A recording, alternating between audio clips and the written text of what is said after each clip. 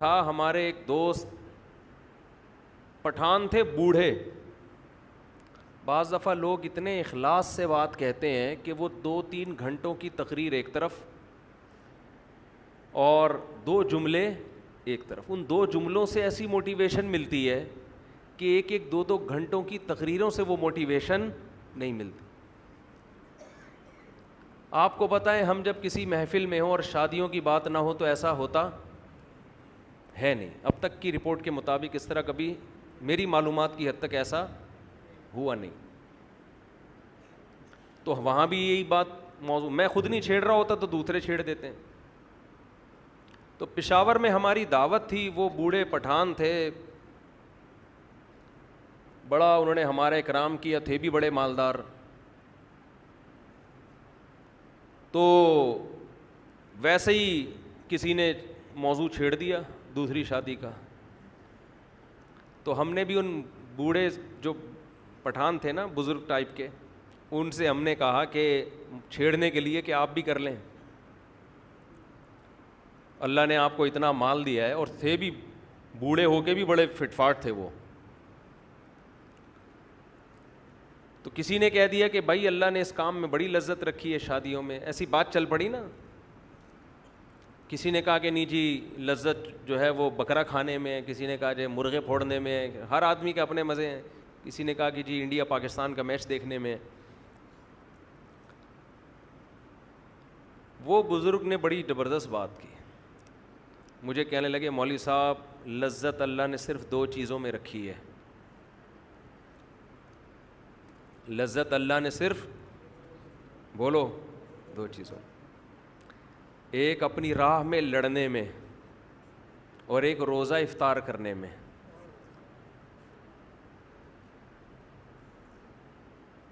یہ بات انہوں نے ایسے جذبے سے کہی, جو آدمی خود عمل کرتا ہے نا, عمل, اس کی بات میں اللہ نے وزن بہت رکھا ہے.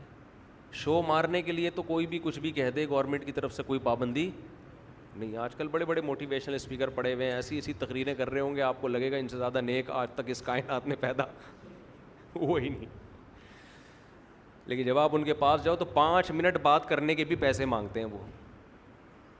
ان سے بولو نا کوئی نصیحت کر لو, کہہ رہے 50 روپے یہاں رکھ, پھر نصیحت کروں گا میں تجھے. مکمل پروفیشنل بن چکے ہیں, پیسہ, بزنس, کوئی خیر خواہی کا جذبہ ہے. اچھے بھی ہیں, اچھے لوگ بھی ہیں. تو اس نے جو دل سے یہ بات کہی نا, اس بات کو کہے ہوئے میرا خیال ہے 7-8 مہینے ہو گئے. اتنا مزہ آیا اس کے منہ سے یہ 2 جملے سننے میں, اتنا مزہ آیا کہ جب میں یہ بیان کرتا ہوں نا, تو بیان کرتے ہوئے مجھے اپنے جذبات پہ کنٹرول نہیں ہوتا. سوچیں اس نے کتنے اخلاص سے یہ جملہ کہا ہوگا. اس کی ساری عمر لڑائی میں گزری ہے, ساری عمر. اس نے کہا مزہ اللہ نے کس میں رکھا ہے, صرف 2 چیزوں میں. ایک خدا کی راہ میں لڑنے میں, دوسرا روزہ افطار کرنے میں. آپ کہہ سکتے ہو کہ روزہ افطار کرنے میں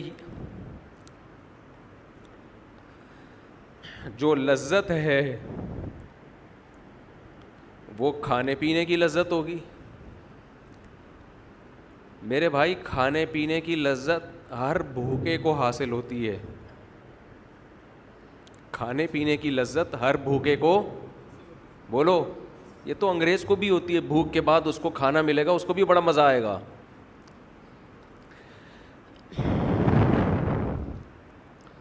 پیاس کے بعد پانی کی لذت ہندو کو بھی حاصل ہوتی ہے.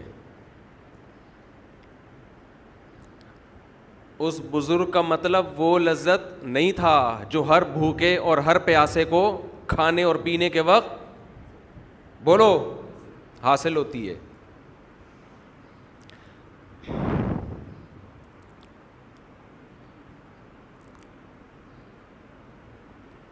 یہ جو روزے دار کو افطاری کے وقت لذت حاصل ہوتی ہے.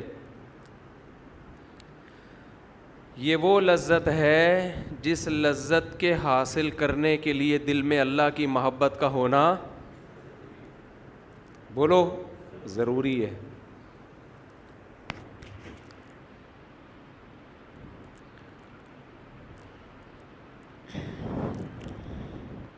انسان کو یہ احساس ہوتا ہے افطاری کے وقت.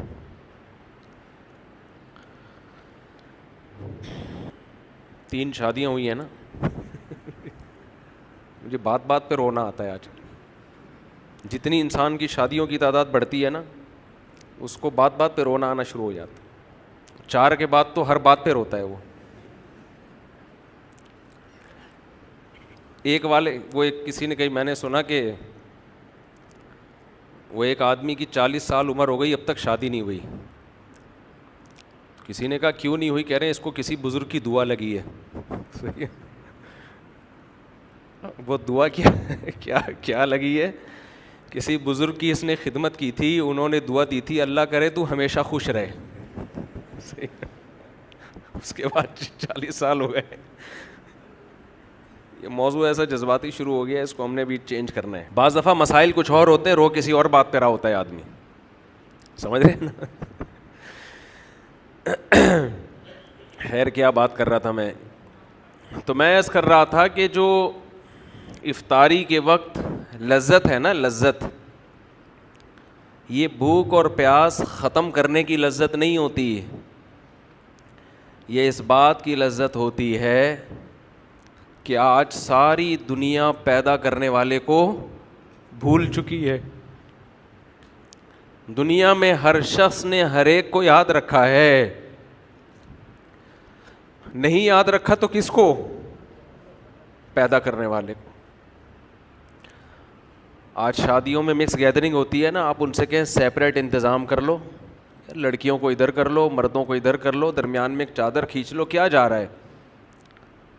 کچھ اس میں پیسے لگتے ہیں زیادہ ہے بھائی, لیکن ایسے مذاق اڑائیں گے آپ کا, ایسے بات کریں گے, ابے یہ مولویوں نے اتنا مشکل بنا دیا, ابے کیا ہو گیا یار. آپ کی نظر میں ہر قانون کی ویلیو ہے. حکومت نے لا بنایا 10 بجے ہال بند ہو جائیں گے, آپ 10 بجے بتیا بجھاتے پھر رہے ہو.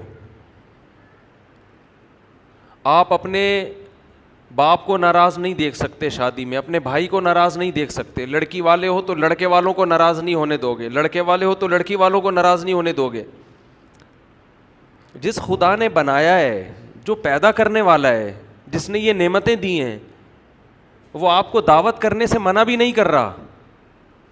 وہ یہ بھی نہیں کہہ رہا کہ آپ نے یہ کھانا ہے یہ نہیں کھانا, سب چیزیں حلال کر دی اس نے اس دعوت میں. وہ صرف اتنا کہہ رہا ہے کہ کیا کر دو, بیچ میں پارٹیشن کر دو. لیکن آپ کے جو نہیں رینگتی, آپ ٹس سے مس ہونے کے لیے تیار نہیں ہو. اتنی سی بات وہ کہہ رہا ہے کہ بھائی درمیان میں کیا کر دو, پارٹیشن کر دو. آپ کہہ رہے ہو نہیں کریں گے. مجھے ایسے موقع پہ شعیب علیہ السلام کا کلام یاد آتا ہے.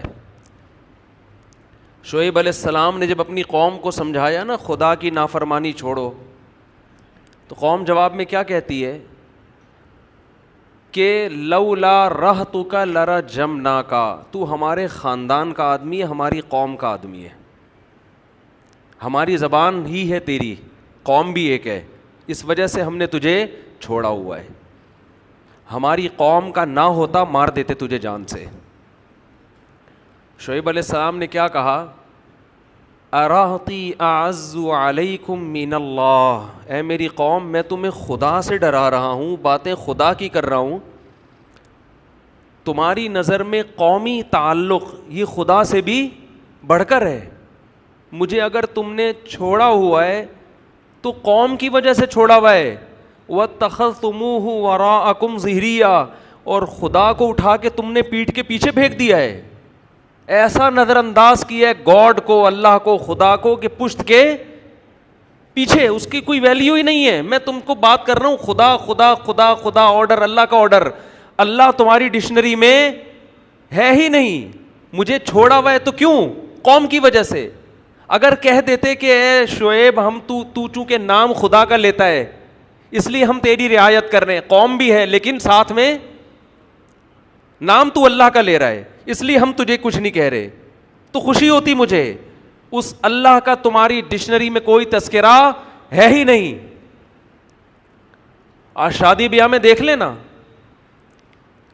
ہر جگہ یہی ہو رہا ہے. جہاں اللہ کی بات خواتین کو بتاؤ بھائی اسلام میں عورت کے لیے حیا پسندیدہ ہے.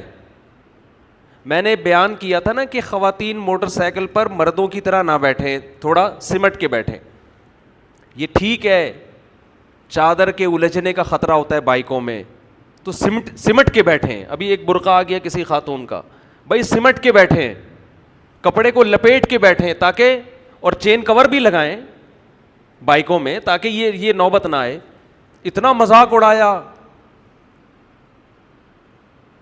اسلام حیا کو پروموٹ کرتا ہے, حیا کو. حیا کس میں زیادہ ہے؟ دیکھنے میں کس میں حیا زیادہ نظر آ رہی ہے؟ مردوں کی طرح بیٹھنے میں, یہ خواتین عورتوں کی طرح بیٹھیں, حیا کس میں نظر آ رہی ہے؟ مگر حیا آج ڈکشنری سے, کیونکہ اللہ چاہتا ہے نا, شرم اور حیا کس کا حکم ہے؟ اللہ کو. تو اس کو کوئی اس پہ جو نہیں رینگتی. مثالیں دی جاتی ہیں جو اونٹ میں صحابیات ایسے بیٹھا کرتی تھیں. اونٹ میں تو ایسے بیٹھنا ممکن نہیں تھا, دونوں پاؤں ایک طرف کر کے. آج بھی ہم نے علماء بزرگوں کو دیکھا ہے کہ وہ اپنی خواتین کو دونوں پاؤں ایک طرف کر کے بٹھاتے ہیں. اس میں حیا زیادہ ہے. لیکن افسوس ہمارے دیندار طبقہ بھی حیا کے معاملے میں آزاد. قرآن حیا کی تعریف کر رہا ہے کہ موسیٰ علیہ السلام کے پاس جب دو لڑکیاں آئیں ان کو بلانے کے لیے, فجاءت احداہما تمشی علی استحیاء, قرآن کہہ رہا ہے ان میں ایک لڑکی آئی حیا کے ساتھ چلتی ہوئی, سینہ تان کے چلنا عورت کے لیے, بیچ روڈ پہ چلنا, یہ ادا اللہ کو پسند بولو نہیں ہے. آپ عورت کی آزادی کے نام پہ بے حیائی پھیلا دو, آپ کی مرضی ہے. پیدا کرنے والا اس عمل سے خوش بولو نہیں ہوگا. آپ اپنی ڈکشنری سے اللہ کو نکال دو, پھر جو چاہے کرو. ایک صاحب مجھے ایک یورپ کے ایک کنٹری کے بارے میں بتانے لگے کہ وہاں آزادی بہت ہے, بہت آزادی ہے, ہر ایک کے حقوق ہیں, جو چاہے کرو, کتنے اچھے ہیں. میں نے کہا آپ کی اور میری نظر میں بہت اچھے ہیں, اللہ کی نظر میں بالکل بھی اچھے نہیں ہیں. کیونکہ ان آزادی کی وجہ سے انہوں نے جن گناہوں کو حلال قرار دے دیا ہے نا, ہومو سیکشولیٹی کو, زنا کو, لڑکیوں سے آپس میں تعلقات, ان چیزوں کی وجہ سے اللہ کی نظر میں وہ بالکل بھی اچھے نہیں ہیں. یہ تو وہ عمل ہے جس سے اللہ نے قوم لوط کو اٹھا کے پٹخ کے مار دیا. جس قوم نے اپنی ڈکشنری سے گاڈ کو نکال دیا, خالق کو, خدا کو نکال دیا, وہ میری اور آپ کی نظر میں بہت اچھا ہے, بنانے والے کی نظر میں اچھا نہیں ہے. بنانے والا نہیں پسند کرتا اس کو.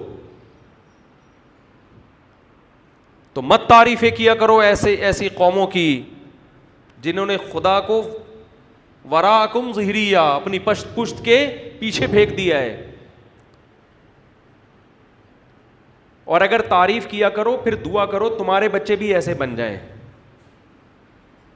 تمہارے بچے بھی ایسے بن جائیں. ان ملکوں میں جائیں, ان کو اتنی آزادی ملے کہ وہ بھی لڑکوں سے بدفعلی کریں, اور جب آپ انگلی اٹھاؤ تو بولے کہ یہ ہیومن رائٹس ہیں.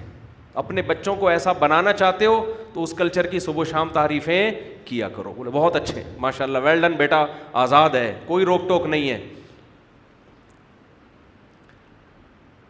تو میں یہ عرض کر رہا تھا کہ ایسے دور میں جب اللہ کو ڈکشنری سے نکال دیا گیا, اللہ کو لغت سے نکال دیا گیا, ایسے موقع پہ کوئی صبح سے لے کے شام تک بھوک اور پیاس کو برداشت کرے, اور ایک دن نہیں, ایک دن, پھر دوسرا دن, پھر تیسرا دن, پھر چوتھا دن, پھر پانچواں دن, پھر چھٹا دن, تو افطار کی لذت میں صرف بھوک ختم کرنے کی لذت نہیں ہے. اصل لذت یہ ہے کہ جس خدا کے لیے صبح سے شام تک قربانی دی, وہ خدا ہماری اس افطاری پر بھی ہم سے خوش ہو رہا ہے.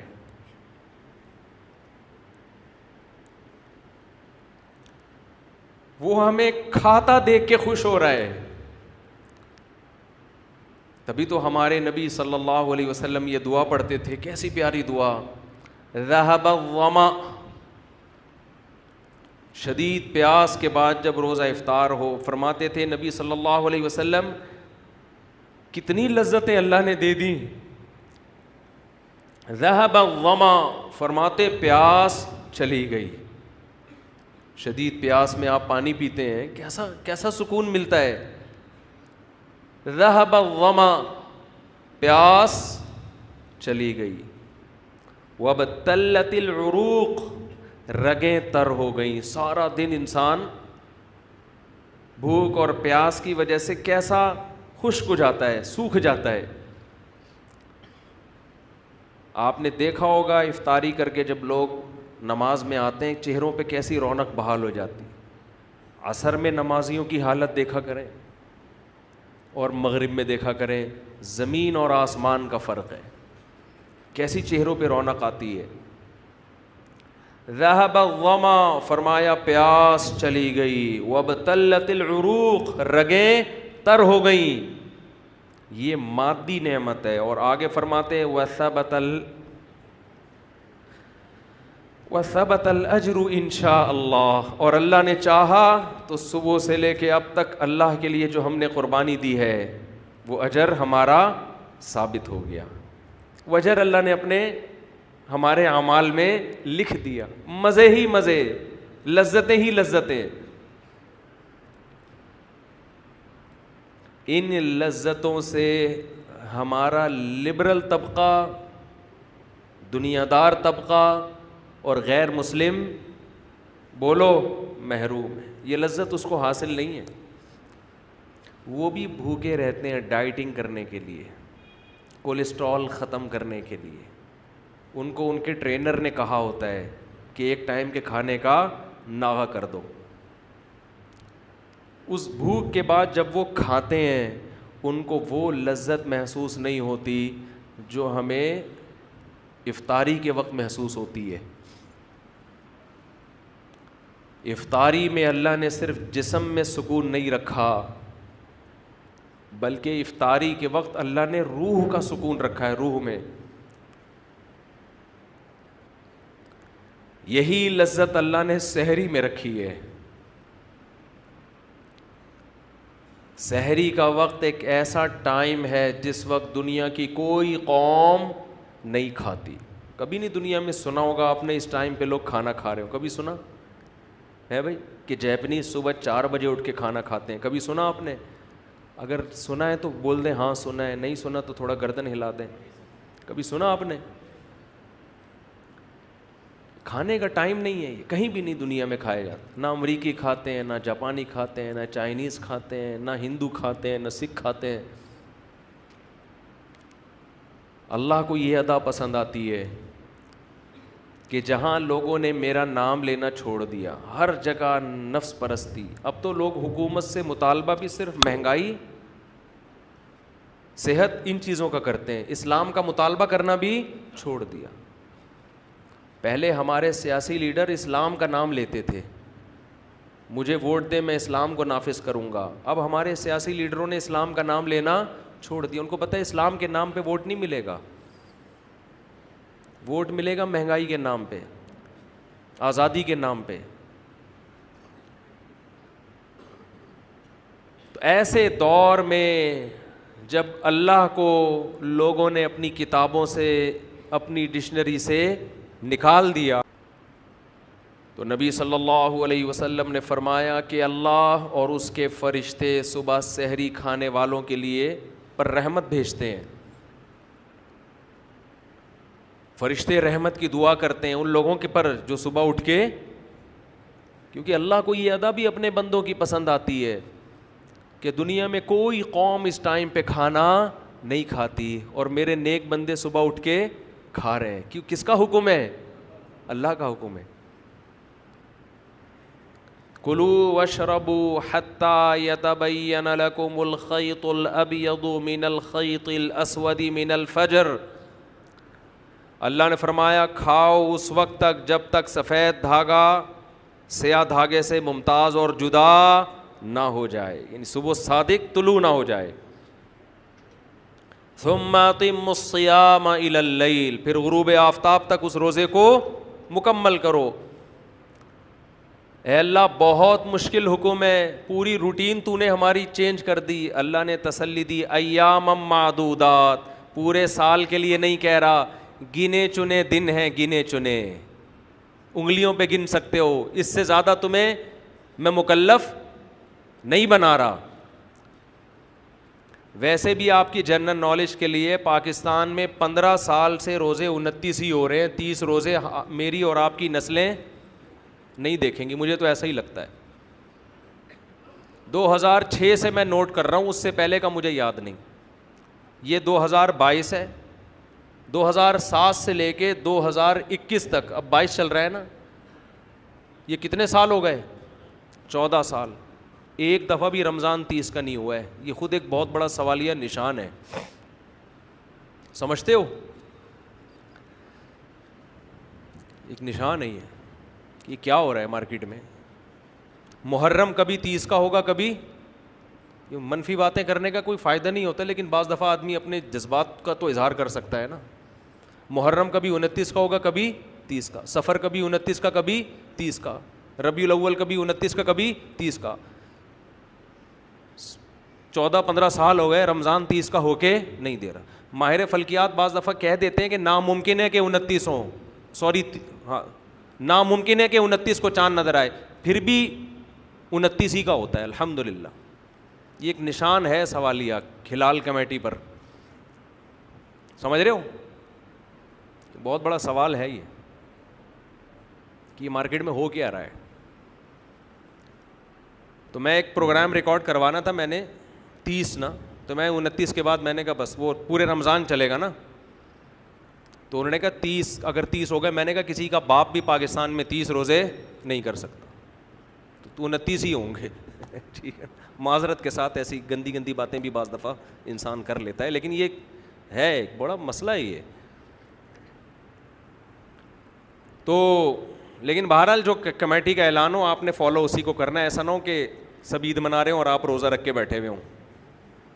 ہم بھی جو، کیونکہ گورنمنٹ کا جو فیصلہ ہوتا ہے ماننا پڑتا ہے. بنے کیوں کر جو ہو سب کار الٹا، ہم الٹے بات الٹی یار الٹا. خیر کہاں اچھی اچھی باتیں چل رہی تھیں، پھر یہ بیچ میں کچھ باتیں غلط آ گئی. میں جلدی سے سمیٹ کے ختم کرتا ہوں، بس 2 منٹ میں ختم کرتا ہوں. رمضان کے حوالے سے بات تو رمضان کی چل رہی تھی نا.